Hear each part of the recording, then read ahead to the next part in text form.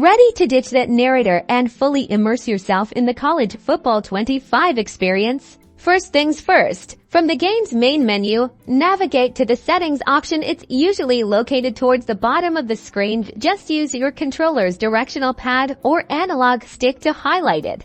Great! Now, within the settings menu, look for accessibility. This is where you'll find all the options related to assisting players with different needs. Select accessibility to proceed.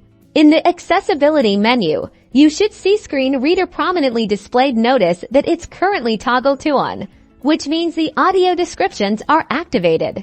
To disable the screen reader, simply highlight the screen reader option and toggle it to off. This is usually done by pressing the A button on your Xbox controller or the X button on your PlayStation controller, or whatever button is assigned to select on your device. The game should now confirm that the screen reader is disabled. The toggle will visibly switch to off, and you might even see a small confirmation message.